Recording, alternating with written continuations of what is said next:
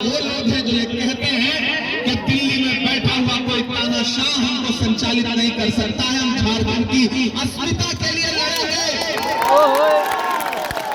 हेमंत सोरेन झुके नहीं, टूटे नहीं। उन्होंने कहा कि चाहे कितना जेलों के अंदर रखो, हेमंत सोरेन को न बुलाया जा सकता है, न छुपाया जा सकता है। और आखिरकार कोर्ट ने जमानत दी और जमानत देते हुए ये कहा कि इनका तो कोई कसूर ही नहीं था, इन पे तो कोई आरोप ही सही से नहीं बनता, लेकिन फिर भी भाजपा ने महीनों जेल में रखा।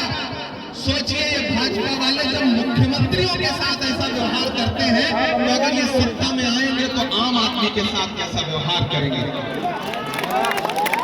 महान बादशाह सिकंदर ने यूनान फतेह किया। यूनान जीतने के बाद वो जीत का जश्न मनाने के लिए शहर की सड़कों पर निकला तो उसने देखा कि पूरा शहर जीत का जश्न मना रहा है, लेकिन सड़क के किनारे फकीर सो रहा है। बेखबर चादर तान के सिकंदर को गुस्सा आया। सिकंदर अपने घोड़े से उतरा और आगे उस सोते हुए फकीर के पास गया और उसके पास जाकर के उसे जोर किए कि लात मारी और लात मार के कहा कि क्यों फकीर, मैंने शहर जीत लिया, शहर जश्न मना रहा है, लोग जश्न मना रहे हैं, तू सो रहा है। तो उस फकीर की बात सुनना और उस फकीर की बात का जवाब पर आपकी तालियां उठे। उस फकीर ने सिकंदर की तरफ नीली आंखों से देखा और देख के कहा कि शहर फतेह करना बादशाहों का काम है, लेकिन लात मारना गधे का काम है। ये भाजपा वाले जो नफरत की खेती यहाँ पर करना चाहते हैं, महागामा वालों इसको कामयाब नहीं होने देना है।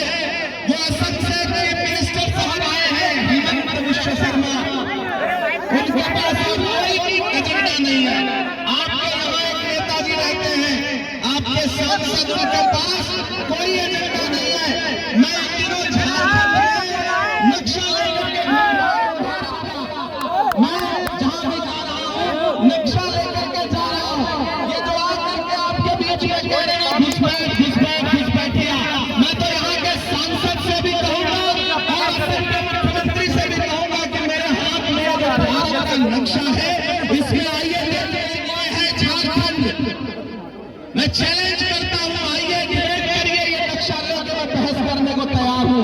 बताइए इस झारखंड की कौन सी सीमा है जो जाकर के किसी और देश को लगती है।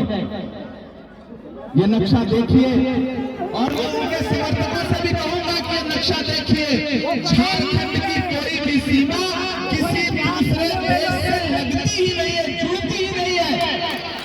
ये झूठ इनके पास होते नहीं है, ये नफरत की खेती करना चाहते हैं। और जिन लोगों को लगता है कि इनकी नफरत की खेती से कुछ विकास का काम हो सकेगा, वो गलतफहमी के शिकार हैं। नादान हो, इस दौर में क्या ढूंढ रहे हो तुम? जहर की शीशी में दवा ढूंढ रहे हो। किसी मुगालते में नहीं आना है। एक तरफ वो लोग खड़े हैं जिनका नारा क्या है, बटोगे कटोगे मंगलसूत्र छीन लेंगे, भैंस खोल ले जाएंगे, ढहा देंगे, उल्टा लटका देंगे। और एक तरफ हमारे नारे क्या है, नफरत के बाजार में मोहब्बत की दुकान खोलनी है।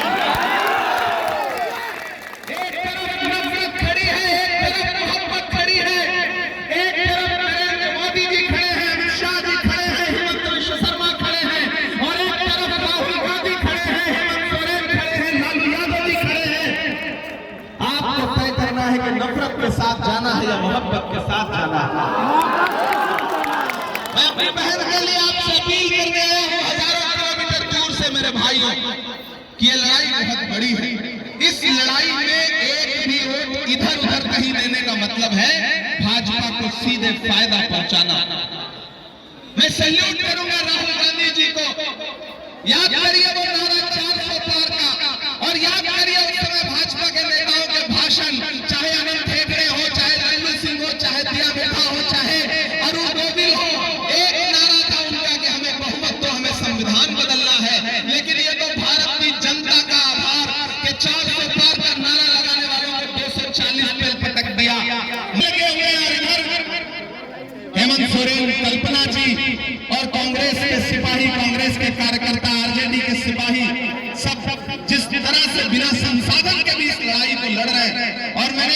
बहन दीपिका पांडे का काम देखा है, इसलिए मैं आपसे कहने आया हूं कि आने वाले दिनों में जब 20 तारीख को आप घरों से बाहर निकलेंगे तो सिर्फ ये सोच के मत जाइएगा कि विधायक चुनने जा रहे हो, ये सोच के जाना कि आप आने वाली सरकार में एक मजबूत कैबिनेट मंत्री चुनने जा रहे हो। छोटी छोटी नाराजगी होती है, मनमुटाव होता है, शिकायतें होती है, लेकिन जब लड़ाई बड़ी हो तो छोटी छोटी चीजें भुलानी पड़ती है, नजरअंदाज करनी पड़ती है।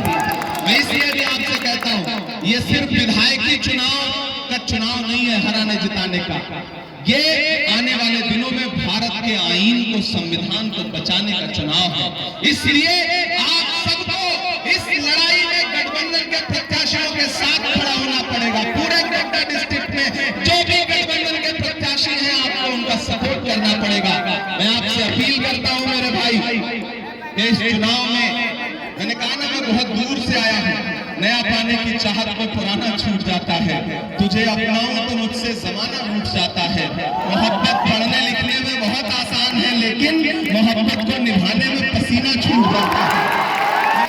आप घंटों से यहाँ खड़े हैं इस तपती दोपहरी में मेरी मोहब्बत में, दीपिका जी के समर्थन में, राहुल गांधी के लिए।